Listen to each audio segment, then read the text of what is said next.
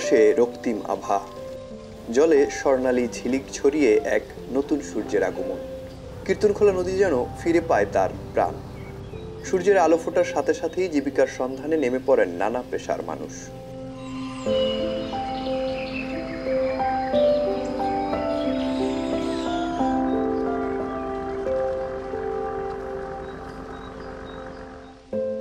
ধান নদী খালের বরিশালটিকে ইতিহাস ঐতিহ্যে সমৃদ্ধে যে নদী নিজের মাতৃক্রোড়ে ধারণ করেছে তার নামটি হলো কীর্তনখোলা।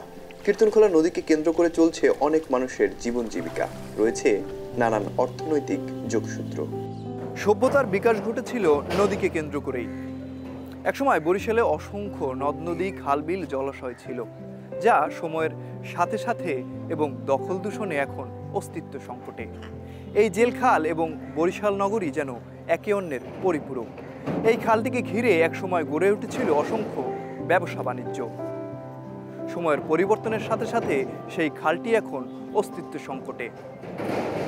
যেই খালটিকে ঘিরে এখানকার ব্যবসা বাণিজ্য জমজমাট ছিল, সেই খালটি এখন কেমন আছে, কি অবস্থা সেখানকার ব্যবসা বাণিজ্যের, সে কথাই বলছি এখন।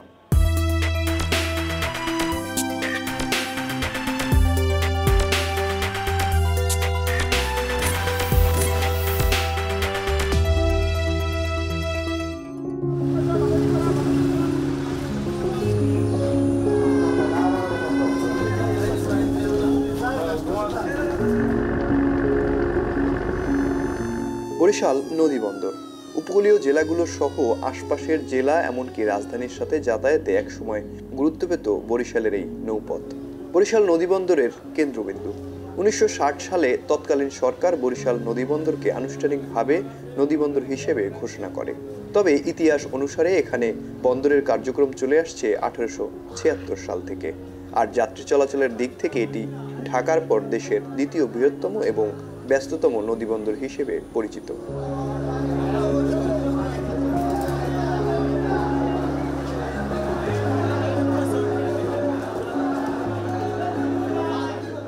ট্রলার ভিড়ছে, মাছ আর জাল নিয়ে ঘরে ফেরার তারা জেলে মৎস্য ব্যবসায়ী এবং আড়তদারদের জন্য স্বাধীনতার আগেই কীর্তনখোলা নদীর জেলখালকে ঘিরে গড়ে তোলা হয় বরিশাল মৎস্য অবতরণ কেন্দ্র ও পাইকারি বাজার। বরিশাল বিভাগের বিভিন্ন জায়গা থেকে নৌপথে এখানে মাছ আনা হতো। ধীরে ধীরে এই বাজার জমজমাট হয়ে ওঠে।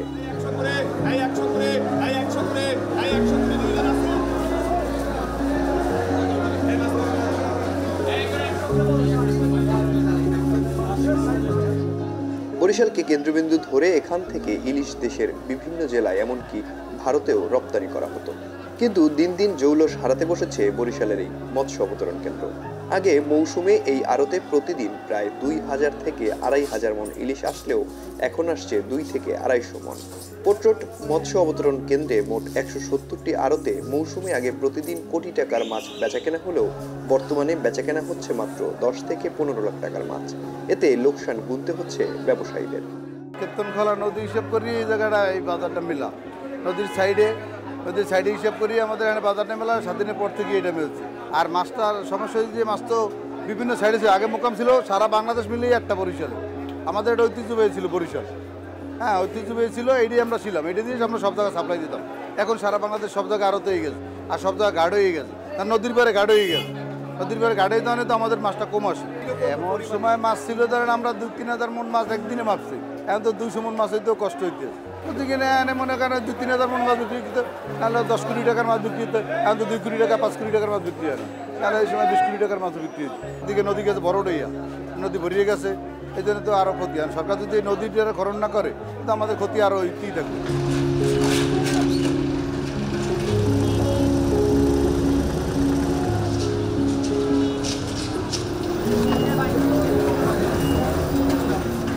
এ চিত্র বরিশালের পোর্ট রোড সড়কের। সংস্কারের অভাবে দিন দিন বিপজ্জনক হয়ে পড়েছে বরিশালের বাণিজ্যিক এলাকায় পোর্ট রোড সড়ক। দেখে চেনার কোনো উপায় নেই এটি ব্যস্ততম বাণিজ্যিক এলাকার চিত্র। দেশের বিভিন্ন জায়গা থেকে এখানে বড় বড় ট্রাকে আসে নানা ধরনের ফল, মাছ, সবজি। এছাড়া রাস্তার পাশেই গড়ে উঠেছে সবজি ও মুদি বাজার।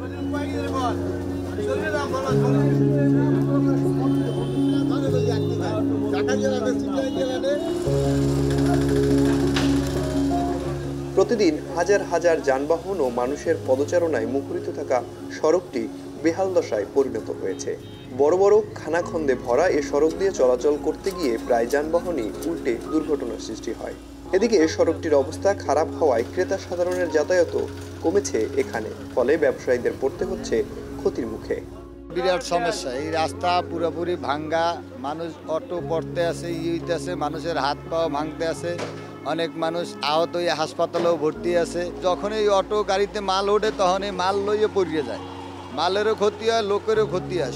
এই ফুড রোডটা একটা বিজনেস এরিয়া, এটা এই এরিয়াতে কোন রাস্তার অবস্থা তো দেখতেই আছেন, রাস্তার কি বেহাল দশা। এবং এই দুই পাশে দেখেন গাড়ি আর গাড়ি, ভালো 2 কিলো যদি 2টা ট্রাক যাওয়া আসা করে, আটকেবারে যানজট, মানুষের যাতায়াতের ব্যবস্থা নাই, হাঁটার ব্যবস্থা নাই। সিটি কর্পোরেশনের কাছে গেছিলাম, তারা বলছে যে রাস্তা বিআইডব্লিউটির, আর বিআইডব্লিউটির কাছে আবেদন জানাইছে, তারা বলছে রাস্তা সংস্কার করবে বা টেন্ডার বা এই ধরনের কাজ বা আর্থিক সহায়তা তেমন তাদের নেই।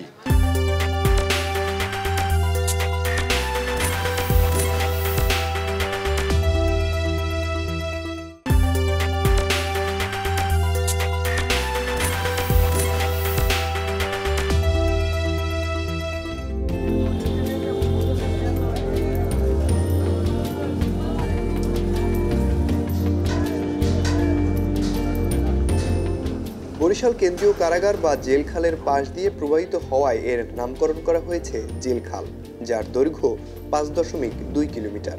খালটি পোর্ট রোড সংলগ্ন কীর্তনখোলা নদী থেকে উৎপন্ন হয়ে নগরীর নতুল্লাবাদ পর্যন্ত প্রবাহিত হয়েছে। খালটির কোল ঘেঁষে গড়ে উঠেছে বাজার রোড, ফরিয়াপট্টি, হাটখোলা বাজার, পেঁয়াজপট্টি সহ বেশ কিছু উল্লেখযোগ্য স্থাপনা ও এলাকা।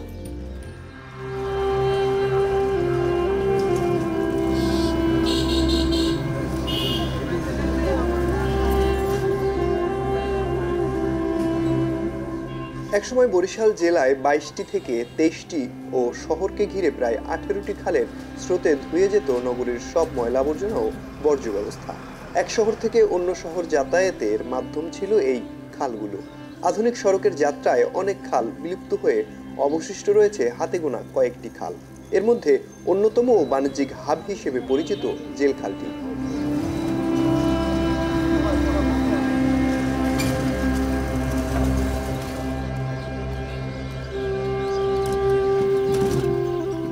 এখন দখল আর দূষণে সেই খালটিও মৃতপ্রায়।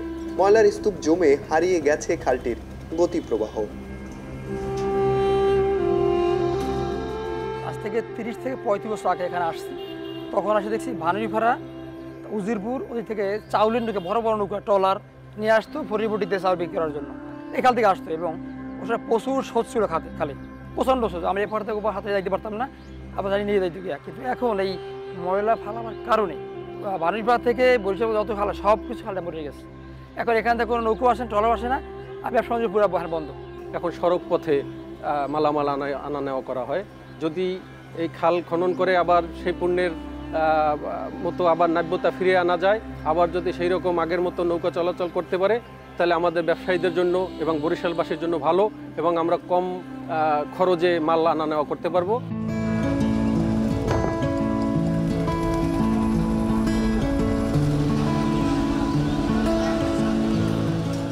খালের এক পাশে পেঁয়াজপট্টি আর অন্য পাশে ফরিয়াপট্টি।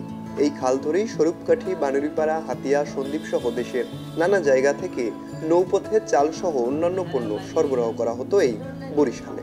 খালপাড়ে সব দোকানগুলোর সাথেই রয়েছে দরজা, যেখান থেকে নৌকায় নিয়ে আসা পণ্য দোকানে নিয়ে যাওয়া হতো। এখনো সেই দরজাগুলো রয়েছে, কিন্তু নেই ঘাটে বাঁধা নৌকা। পণ্য নিয়ে আসা হচ্ছে বড় বড় ট্রাকে। রাস্তা সংকীর্ণ হওয়ায় প্রায় সময়ই লেগে থাকছে যানজট, বেড়েছে পরিবহন খরচ। আমি ছোটবেলাও দেখছি ফরিবটি এই চাউলের আলো তো জায়গায় হয়তো পরিমাণে এত ছিল না, 2-4-10টা ছিল, পর্যায়ক্রমে আস্তে আস্তে হয়েছে। চাল নৌকায় আসতো নৌকা ট্রলারে সাম্মানে, আবার সাম্মানে বিক্রি করতাম আমরা। ঘরের পিছে খালে আমাদের প্রত্যেক ঘরে গাডলা ছিল, এই গাডলায় দিয়ে চাল আমরা লেবার দিয়ে ডেলিভারি দেওয়া হইতাম, আবার আমদানি করলে আবার উঠাইতাম, এবং ঢালা ছিল ওই চাল। স্বাধীনের আগে একবার খাল কাটছিল, আর এখন বর্তমানে খাল কাটার নামে আর পড়াশোনা নয়। কিছুদিন আগে দেখছি কি যেন ওই এই জায়গার মাটি উঠাইয়া এই জায়গায় ফেলা খালের মধ্যে, এই মাটি উঠাইয়া আমি ফেলাইতে হইবে কুলে। খালা যদি নিষ্কট থাকে সাধারণভাবে ঢুকতে পারে, নৌকা মাঝিরা আসতে পারে, তাহলে একটু আমাদের ভালো হয়।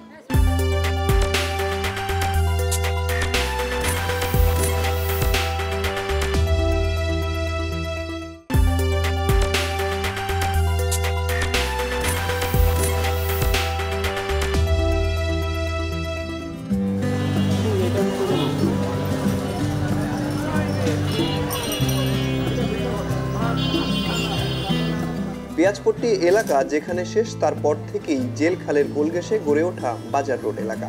প্রথম দিকে এই এলাকাটি ব্যবসা বাণিজ্যের জন্য বেশ পরিচিত ছিল। তখনকার সময় এখানে হিন্দু সম্প্রদায়ের মানুষের বসতি ও ব্যবসা বেশি ছিল। পুরো বাজার রোডে সবগুলো ঘর ছিল কাঠের তৈরি, কোনোটি আবার দোতলা কাঠের ঘর ছিল। এখনো বাজার রোড এলাকায় দেখা মিলবে পুরনো বেশ কিছু কাঠের ঘর। আধুনিকতার ছোঁয়ায় হারিয়ে গেছে ঐতিহ্যবাহী সেই সব পুরনো বাড়ি। কাঠের ঘরের স্থান দখল করে নিচ্ছে ইট পাথরের দালান। পুকুর, খেলার মাঠ নেই বললেই চলে। ব্যবসা বাণিজ্যকে কেন্দ্র করে গড়ে উঠেছে ব্যাংক, হসপিটাল। তবে আধুনিকায় মানুষের জীবনযাত্রার পরিবর্তন আসলেও হারিয়ে গেছে শহরের পুরনো সেই প্রাণ। বিগত দিনে 8-10টা কাঠের ঘর ছিল, 10-12টা। এখন তো কাঠের ঘরে শুধু বিল্ডিং বেশি, বিল্ডিং অন্তত 30-40টা। বাঙ্গারি এলাকা বলতো আর কি, হাট খোলা, খোলামেলা পুরাতন মাল সামানা বিক্রি হতো। এটার বলে কাছারি বাড়ি, মোহিনবাবুর কাছারি। আগে তো টোটালটাই হিন্দুদের ছিল, এরপর মুসলমানরা কিছু কিনছে, হিন্দুরাও রয়ে গেছে, তো মুসলমান ছিল খুব কম। মাঠ হারিয়ে গেছে, পুকুর হারিয়ে গেছে। এই নতুন প্রজন্ম যারা আছে তারা আসলে এটা কোনো প্রভাব পড়বে? তারা প্রভাব তো অবশ্যই করে। যেমন আনন্দ, ক্রিয়া যে একটা আনন্দ, সেটা কোনো মোবাইলে হয় না। এই মাঠটার ভিতর ব্যাডমিন্টন খেলা হতো, আমি ব্যাডমিন্টন বরিশাল 6 বছর চ্যাম্পিয়ন। এখন একটা ছেলে দেখিনি একদিন একটু অন্য কোনো খেলা। আমাদের এখানে দাবা, ক্যারাম বোর্ডটা এখনও চলে, এক জায়গায় দাঁড়ায় গেলেই খেলা যায়। তাই জন্য ক্যারাম বোর্ডটা একটু মোটামুটি চলে, তাও সিনিয়ররা খেলে, জুনিয়রদের তো আর সময় নেই। বাচ্চাদের তো আর মোবাইল দেখা, আর তাছাড়া পরিবেশও নাই। ক্রিকেট খেলার জন্য একটু জায়গা লাগে, ফুটবল খেলার জন্য একটু জায়গা লাগে, সেরকম পরিবেশ নাই।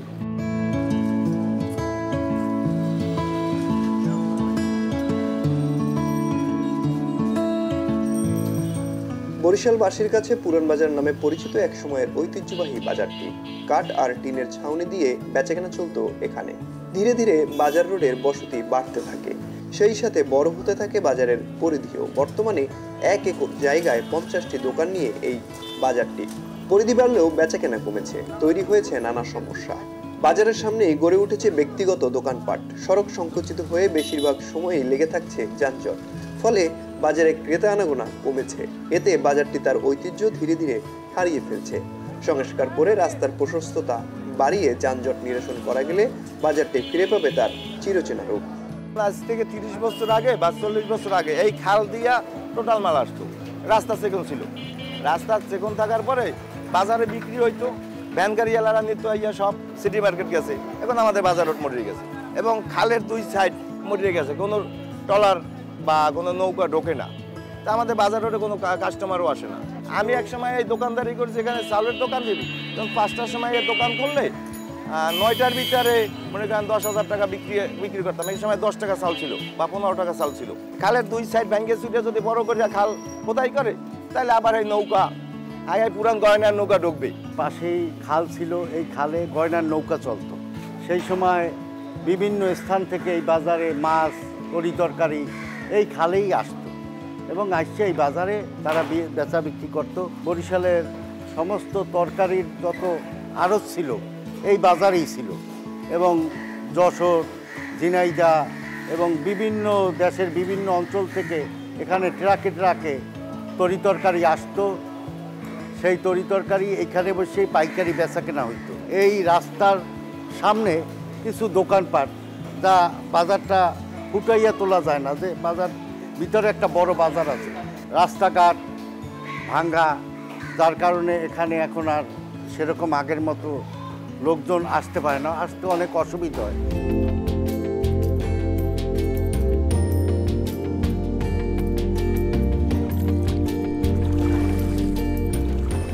বাংলার শস্য ভাণ্ডার হিসেবে একসময় পরিচিত ছিল বরিশাল। এখন সেই জোয়ার ভাটার বেগ নেই। খালগুলোর গতিপ্রবাহ ফিরিয়ে আনা গেলে ভ্যানিস খ্যাত এই বরিশালের ঐতিহ্য রক্ষার পাশাপাশি বেগবান করা যাবে অর্থনৈতিক সমৃদ্ধি।